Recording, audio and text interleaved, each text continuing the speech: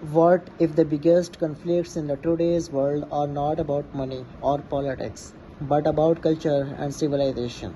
That is the central idea of the writer of The Clash of the Civilizations famous book.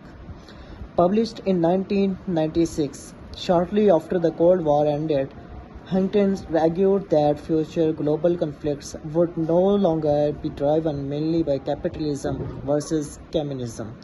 Instead, he believed that differences in culture, religion, history, and identity would become the main source of international tension. He divided the world into several major civilizations, including Western, Islamic, Chinese, Hindu, Orthodox, Japanese, Latin American, and African civilizations. According to writer, countries belonging to different civilizations would increasingly compete and sometimes come into conflicts because of their different values and worldwide views. Looking at today's world, some people believe his theory seems relevant. The growing rivalry between the United States and China reflects competition between two major powers with different political systems and historical traditions.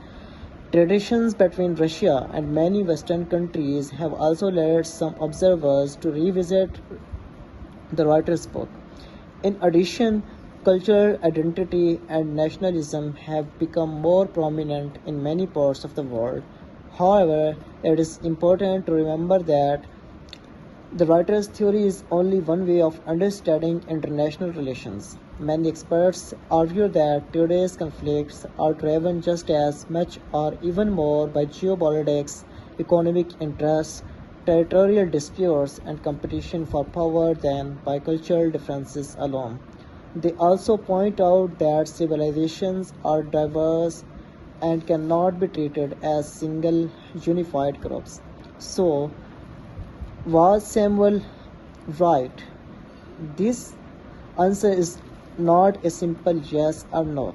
His book correctly highlighted that culture and identify would remain important in global politics, but most real world conflicts involve a combination of political, economic, historical, and cultural factors. Whether you agree with this theory or not, The Clash of Civilizations remains one of the most influential books on international affairs and continue to reshape debates about the changing world in order. If you enjoyed this summary, do not forget to like the video, subscribe the channel, and let me know in the comments. Do you think today's world is really witnessing clash of civilizations?